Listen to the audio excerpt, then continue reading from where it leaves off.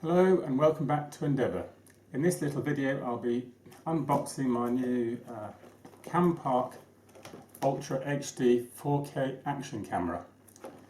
I'll also be comparing during the video between the two cameras running, between my old camera being a Panasonic and this new camera. Start by unboxing it. Probably want to fast forward this bit.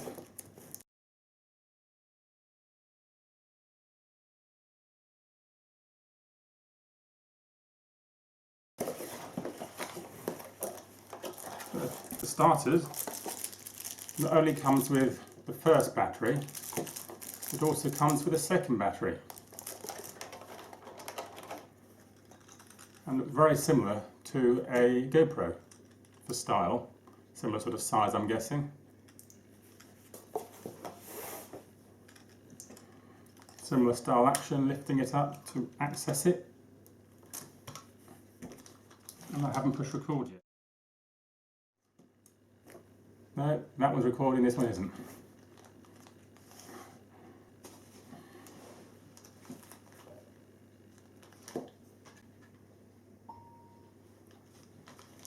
Oh, there we go.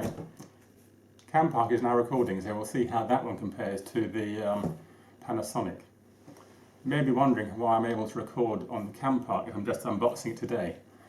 This is as I've chosen to buy two of them. One to go on the front of the boat looking forward as we meander down the canals, and one to go on the back looking back towards the very handsome looking skipper.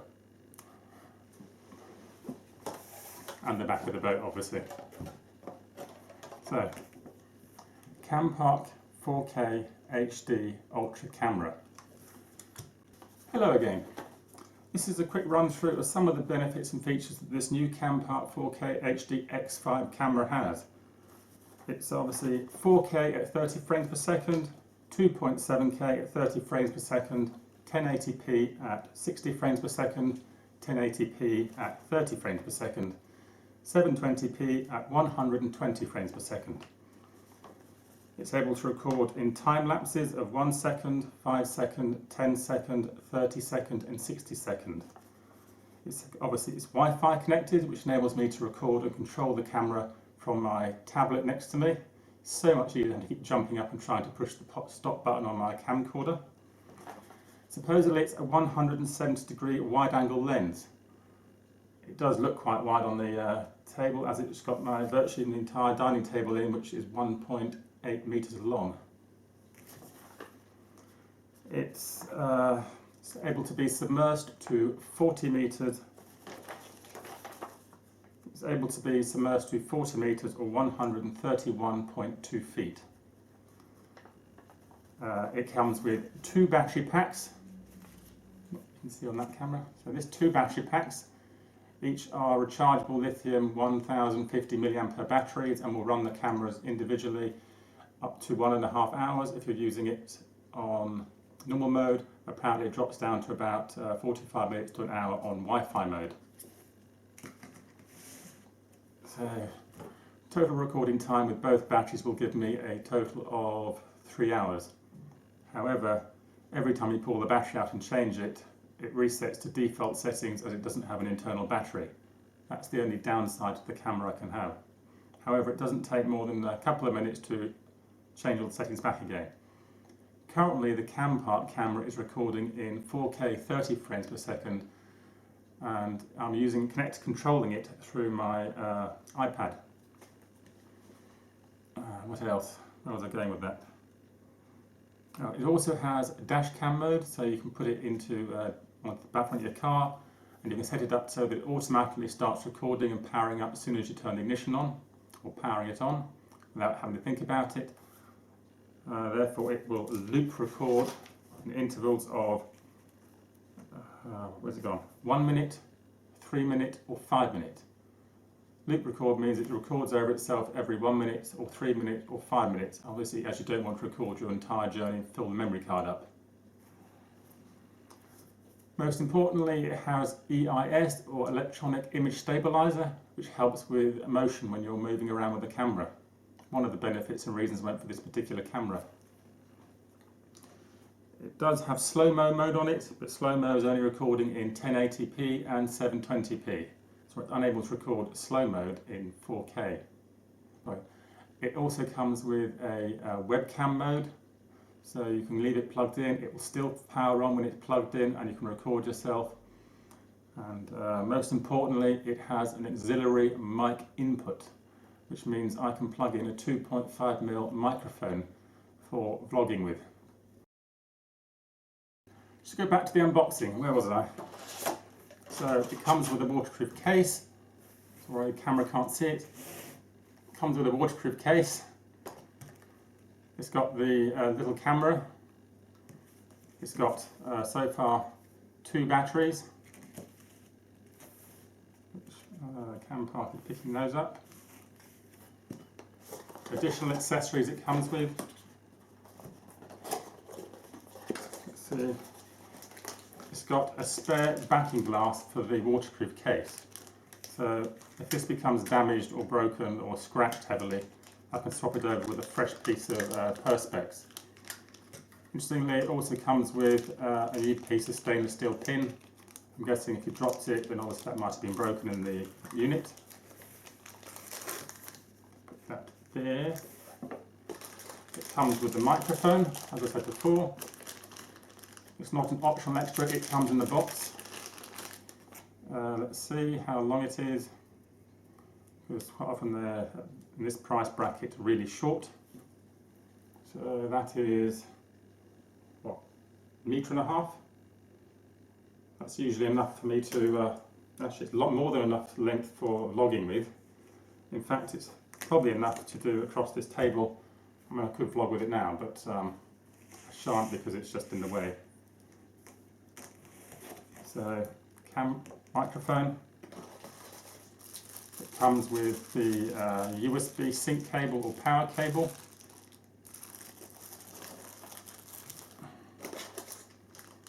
Comes with a remote control so that you can obviously strap it onto your wrist and control the camera remotely. Red is for still shots and grey is for movie mode. It actually has a picture of a camcorder on the grey button and a picture of a still camera on the red button.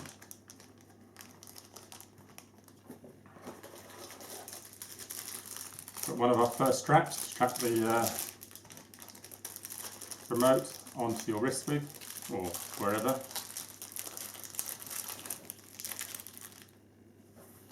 Remote control. I've got this mount, which is obviously a, you can rotate it around, lock it off. Not really quite sure what that does, but it's a mount.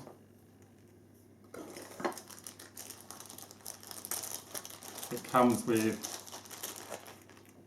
2 mounting plates, which are either stuck down with sticky back foil, but also come with the camera tripod mounting points in the middle of them.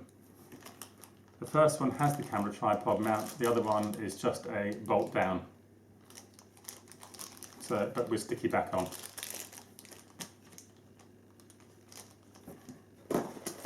It comes with an additional mount for sticking the camera onto your helmet. So that's a kind of one of those jobs you can mount the camera on your uniform, or I don't know, probably backpack, etc. Comes with another mount. That is that mount.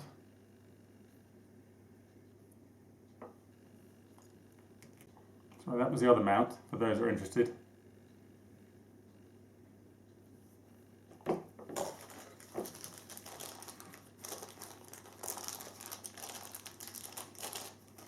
Another mount.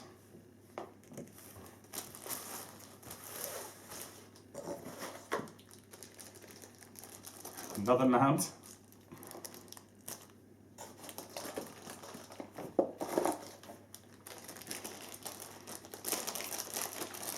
Then we've got a your bike mount.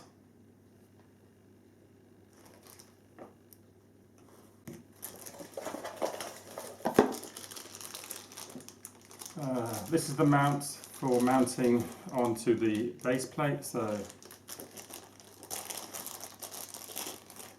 once you've put it onto a tripod or mounted it onto a wall by bolting it down the other one, your plate will just lock together, and it's a really strong mounting bracket. This is an interesting piece. This is to allow you to mount your camera onto your tripod or your, I suppose, vlogging handle, whatever it is.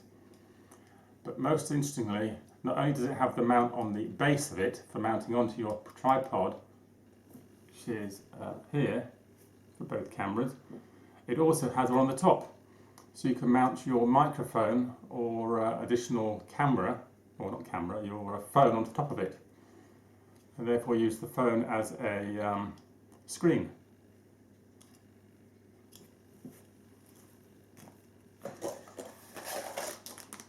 Comes with a set of zip ties. Not really sure, I suppose you zip tie it on so it doesn't fall off.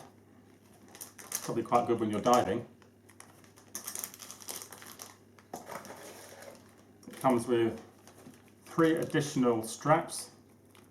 So no, 2 Velcro straps and 2 additional straps. Not entirely sure what those are for, but whatever. Comes with a screen cleaner. And it comes with 2 spare sticky back pads and a security lanyard to strap it down in case it falls off.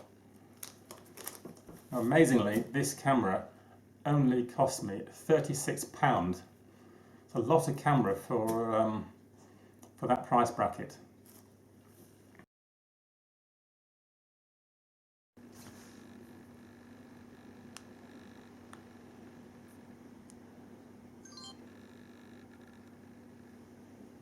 This gives you an idea of how it operates.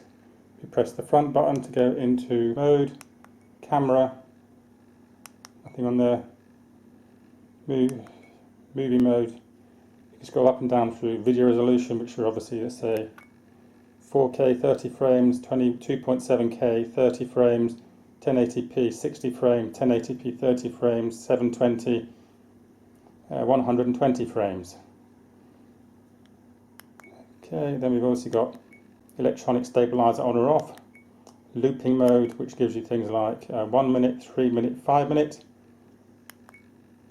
Then got time lapse, slow motion mode, audio record on or off. You've got photo resolution. And you can obviously go in there, that shows you 20 megapixel, 16 megapixel, 12 megapixel and 8 megapixel.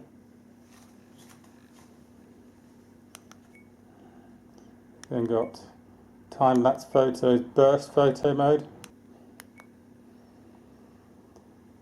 3 photos, 5 photos burst. You've got volume control. Beep is obviously beeping now. Exposure, we've got exposure control. Then got ISO control.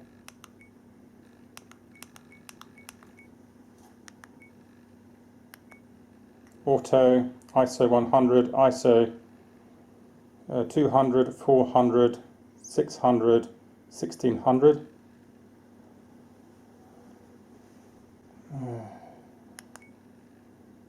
Got effects, date and time, time-lapse setting.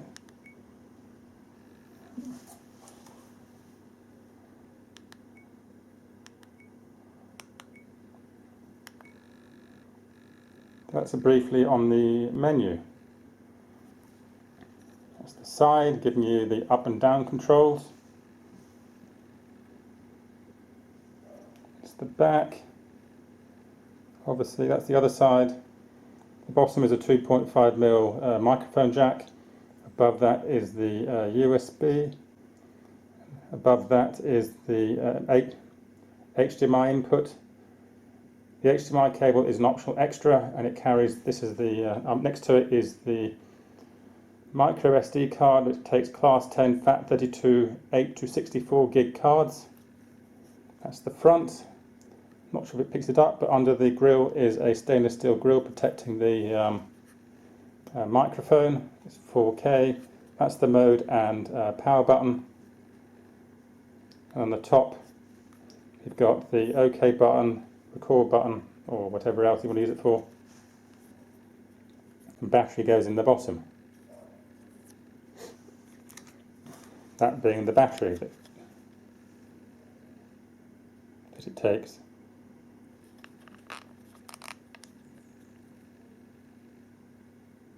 There we go.